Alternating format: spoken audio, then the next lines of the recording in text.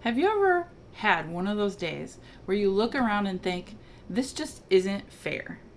Maybe you worked really hard, but nobody noticed what you did. You cleaned the kitchen, and somehow it was messy 5 minutes later. You gave and gave to your family, and then someone complained about dinner. Oh, maybe you look at another mom and you think, why does she get to have that? Why does her family seem to have it easier? Why isn't my life moving forward the way I thought it would? Well, I'm Cherry, mom of 10, who learned that the road between contentment and discontentment is very familiar. I know the bends, I know the potholes, and I know how quickly I can find myself thinking that if circumstances would just change, then I would finally be content. But sometimes the problem isn't what's happening around you. Sometimes the problem is what you've started believing about what you deserve. You can quietly begin to believe if God really cares about me, he would fix this. Things should be easier because I'm trying to do what's right. I should have what she has, or my hard work should be producing more. And before you know it, disappointment turns into entitlement. And entitlement turns into discontentment. So today, I want you to pause and behold something you could be overlooking right in the middle of what feels unfair. And that's God's mercy. Pause for purpose and behold God's mercy. Because when you stop measuring what you have against what you think you deserve, you can see just how generously God has already loved you. And Jesus gives you a beautiful picture of exactly this in one of his most familiar stories, the story of the prodigal son. There's a part of the story of the prodigal son that can be easy to skim by. You probably know the younger son. He ran away. He wasted his inheritance. He made terrible choices, and then he came home. His father welcomed him, and there was celebration. But there was another son, the older brother. He stayed. He worked and he obeyed. And he was angry. He said to his father, "Look, these many years I've served you." In other words, look at everything I've done for you. I've been faithful. I've done what was expected of me. So why didn't I get what I thought I deserved? And the father says this from Luke 15:31. "Son, you are always with me, and all I have is yours." The older brother had been living in his father's house while feeling like he had been forgotten. And sometimes a mom can do the same thing. You can faithfully serve your family and still keep score. You can think about everything you've given, everything you've sacrificed, everything that hasn't gone the way you hoped. And slowly, your heart starts saying, "After all I've done, shouldn't I have more?" But the Father doesn't scold you. He reminds you, you are with me. You belong to me. You have not been forgotten, and that's the truth you need when life feels unfair. God's mercy isn't based on whether your circumstances feel fair today. His mercy is already on display in the fact that you belong to him. In 1 John 3:1, it says, "See what kind of love the Father has given to us, that we should be called children of God." And so we are, children of God. You don't have to earn what God has already freely given you. You are his. So, how do you actually live that truth when comparison, disappointment, and "this isn't fair" start creeping into your heart? Let's play a little game. It's called the discontentment scorecard. You don't need a pencil, you just need to listen. Listen for the thoughts that sound a little too familiar. Number 1, If God really cared, he would fix this.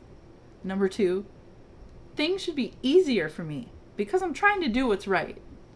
Number 3, I should have what she has. Number 4, I've worked so hard. I should be seeing more fruit by now.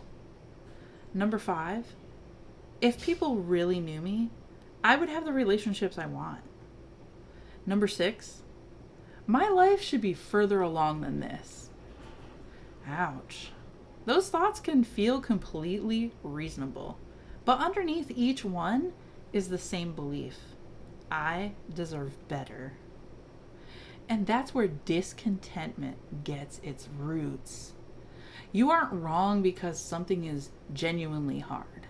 You aren't wrong because something hurts. You aren't wrong because you wish a situation were different. The danger comes when disappointment becomes a demand. When you move from, Lord, this is hard, to, Lord, you owe me something different here. That's what happened with the older brother in the prodigal son story. He wasn't just disappointed. He was keeping score. He was comparing his service with his brother's grace. And comparison will always make you feel like you're missing something. But God's mercy changes the scorecard. Instead of asking, what am I not getting? You get to ask, what has God already given me? Instead of looking sideways at what someone else has, you look upward at the Father who has welcomed you home. Instead of tallying your sacrifices, you behold his mercy. And when you fix your eyes on grace, entitlement doesn't have as much room to grow. So when you catch yourself keeping score, here are 3 simple ways to turn your eyes back toward the Father. When life feels unfair, you don't have to pretend everything is wonderful. You can acknowledge what hurts and still choose to behold God's mercy. So the 3 simple things that you can do are, number 1, catch the comparison. When you hear yourself thinking, she has what I want, stop. Don't follow the thought down the road. Turn your eyes back to God and say, Father, thank you for what you have given me. You don't need to deny someone else's blessing to appreciate your own. Number 2, stop keeping score. Notice when your heart starts saying, after everything I've done, or I'm doing so much, or I'm the only one that cleans this thing.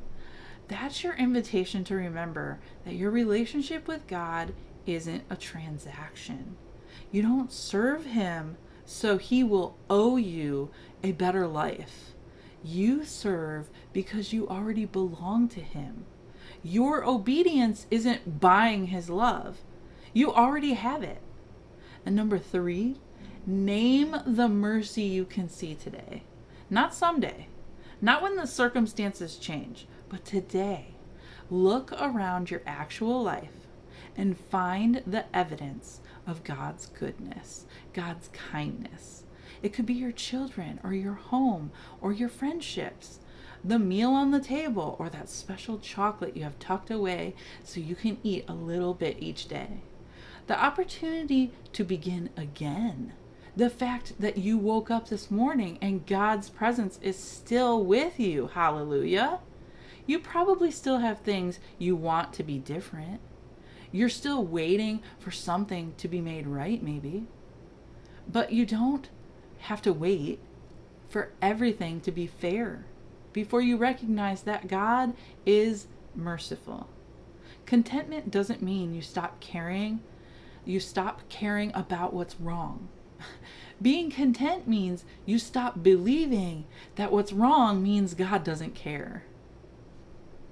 And that is where I want to leave you today, not feeling guilty for ever being discontent, but seeing your life through a completely different lens. You're going to have days when parenthood feels unfair. There will be things you wish were different. There will be prayers you're still waiting to see answered. There will be moments when you look at someone else's life and wonder why yours doesn't look like that. But don't let an unfair moment convince you that you have an unfair father. Behold his mercy. You're not forgotten and you're not overlooked. You're not standing outside the celebration while everyone else gets the good things. You are the daughter who has been welcomed home. You are loved and you belong to him. So today, stop keeping score. Stop looking over your shoulder. Stop measuring your life against hers. Stop waiting for everything to become perfect before you allow yourself to be grateful. Look at your Father. Look at his mercy and look at what he has already given you. And then walk back into your ordinary motherhood with a grateful heart. Because your table doesn't have to look like someone else's table to be filled with God's goodness. Your family doesn't have to look like someone else's family for your life to matter. And your circumstances, they don't have to feel fair for God to be faithful.